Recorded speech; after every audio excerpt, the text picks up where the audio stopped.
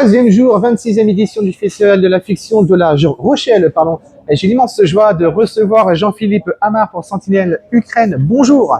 Bonjour. Ravi de vous recevoir. De même. Deuxième saison. La première, je le rappelle, pour ceux qui ne savent pas, ça se passait au Mali. Là, on arrive en Ukraine. Alors, première question, je voudrais savoir, Jean-Philippe, à quel moment démarre la fiction et à quel moment commence la réalité? Alors la fiction démarre avec le récit qui bien qu'il soit empreint d'une réalité, puisqu'il y a eu vraiment des personnes qui faisaient une GPA en Ukraine qui ont été un peu coincées au moment du début du conflit. Ça c'est la base, c'est réel. Et à partir de ce moment-là, Frédéric Krivine, l'auteur, s'est mis à élaborer un récit, une dramaturgie, un ensemble d'événements qui ont été totalement inventés. Pour le reste, il y a une vraie part documentaire qui est le fait que on a tourné l'Ukraine en Lituanie, que la Lituanie était une ancienne petite république soviétique avant l'effondrement, qui sont terrorisés par les actions poutiniennes, qu'ils ont une trouille bleue que la Lituanie soit à nouveau envahie. Donc il y a une dimension politique très forte là-bas. J'ai tourné avec des actrices et des acteurs d'origine ukrainienne. Et forcément, c'est beaucoup de vécu, beaucoup de choses qu'ils ont ou qu'elles ont traversées. Et de ce fait-là, la réalité vient un peu se mélanger à la fiction et ça rend les choses super intenses. Alors, on le sait forcément, on est au cœur de cette actualité-là, parce que c'est toujours en train de malheureusement se produire. Est-ce que vous, pour cette saison 2-là, vous avez une notion de autocensure, ou est-ce que vraiment, puisque c'est un fait d'actualité, on peut, alors je vais pas dire se lâcher, mais est-ce qu'on peut justement aller un petit peu plus loin? Non, il y avait une vraie volonté de pas raconter de conneries sur un conflit qui est encore vivant, quoi. Donc c'est pour ça que le parti pris de départ, ça a été d'évoquer les premiers jours de l'invasion russe, parce que là, pour le coup, on sait ce qui s'est passé.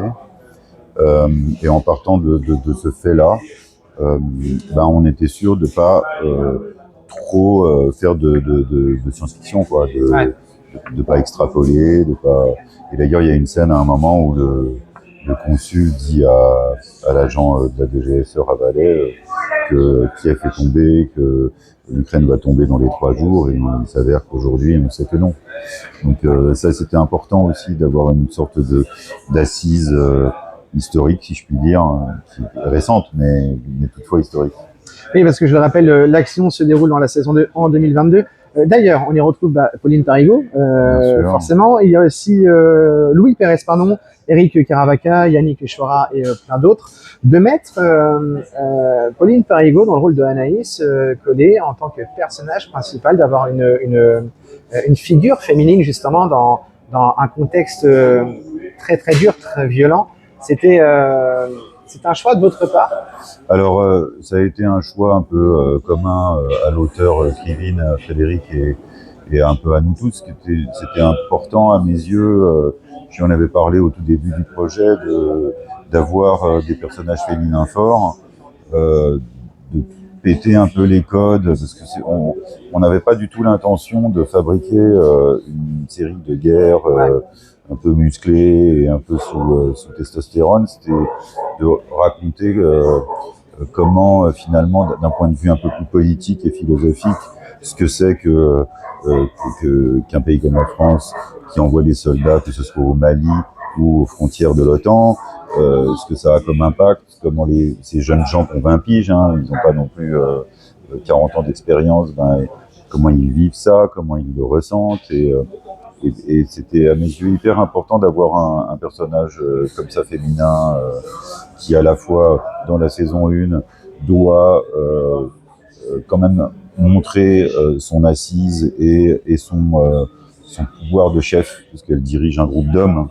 et ça questionnait beaucoup la féminité dans un milieu d'hommes ultra-masculin qu'est l'armée.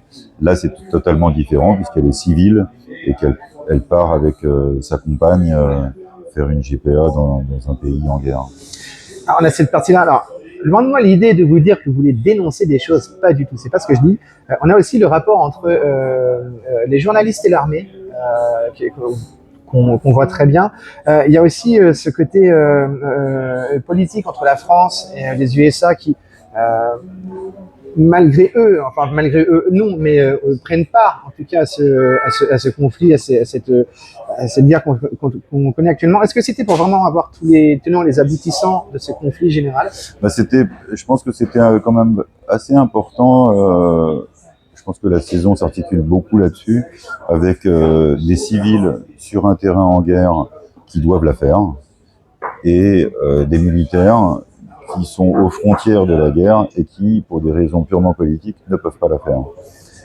Ça, c'était un premier point qui était super important, je pense, à traiter, et de voir aussi comment aujourd'hui l'hégémonie américaine se place, comment l'hégémonie américaine se place sur un continent qui n'est pas le sien, qui est un pays d'Europe, et comment finalement ils parviennent à gouverner le monde.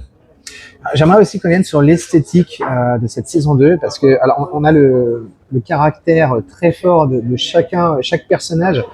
Chaque personnage marque l'image. Il y a aussi l'image qui marque énormément, parce que on est sur une texture, sur une couleur souvent même d'ailleurs, qui quelque part ressemble à un personnage aussi en fait. Ben, moi j'ai énormément travaillé sur la saison 2, la manière finalement de filmer le conflit, la manière et surtout la manière de filmer les personnages. Il y a eu toute une recherche, et je commence toujours par une recherche iconographique. Je pars jamais d'extraits de films. Le début de mon travail, c'est sur la photo, pour le cadre, la lumière. Ça, c'est des choses essentielles que je communique au chef-op. Et de là se dégage une humeur. Et après, mon boulot, c'est de la définir en plusieurs humeurs, en fonction de ce qu'on traverse et en fonction de la scène qu'on va filmer. Il y a un truc qui est, pour moi, assez essentiel, c'est de capter l'intime, en fait. C'est ça qui m'importe. C'est pour ça, moi, il y a certaines séquences, certains plans en tout cas sur l'image qui, c'est personnel, hein, qui m'ont fait passer justement à l'œuvre que présente Richard Dumas, par exemple, le photographe. J'ai trouvé ça bluffant, en tout cas ça m'a approché tellement que je trouvais ça super bluffant. Aujourd'hui, on est à la 26e édition du Festival de la fiction de La Rochelle. Vous venez pas les mains vides, on a Sentinelle Ukraine, saison 2. Qu'est-ce que ça vous fait justement d'être ici avec ce cadeau dans les mains? Bah, moi je suis vraiment fier de la série. Je suis très très content qu'elle soit présentée ici, en compète ou pas, peu m'importe. J'avais vraiment envie de la montrer à un public large. J'espère qu'elle sera vue d'ailleurs quand elle sera diffusée. Non, c'est essentiellement un sentiment de fierté, et puis un vrai aussi sentiment d'avoir fait quelque chose de singulier pour tout ce que j'ai évoqué un peu plus tôt, à savoir travailler avec ces gens qui venaient d'Ukraine, retrouver aussi l'ensemble du casting français de la saison 1, retrouver d'autres comédiens avec qui j'avais hyper envie de travailler, de fabriquer cette cohésion qui a été. Il y a eu une vraie troupe presque théâtrale, une troupe de théâtre pendant tout ce tournage, et ça c'est vraiment au cœur de mes désirs en fait. Et pour finir, on va parler de vous, forcément, on est là pour ça aussi. Sentinelle Ukraine saison 2 qui va bientôt arriver. Vous, quels sont vos projets plus tard, si on peut légèrement en parler, si pas trop confidentiel? On peut pas trop en parler parce qu'on m'a demandé de rester dans la confidence, mais j'ai un gros projet en développement, assez atypique et assez ambitieux. Et après, une question personnelle, juste, vous auriez fait quoi comme votre métier si vous n'avez pas eu cette carrière de réalisateur? Bonne question. J'ai pensé à un moment, j'étais attiré par le jeu, mais ça m'a vite quitté, et un travail qui sans doute autour de la mer, parce que j'adore la mer, voileux. Oui, faut venir à La Rochelle alors, on en aurait marre, mais j'espère que ce sera très tard parce qu'on aime en tout cas ce que vous faites. Je le rappelle, c'est Sentinelle Ukraine, ça arrive très prochainement. Merci beaucoup Jean-Philippe Lamar d'avoir pris le temps de répondre à mes questions. Nous, bien évidemment, on reste pour cette 26e édition spéciale de La Rochelle de la fiction. Pardon. Salut.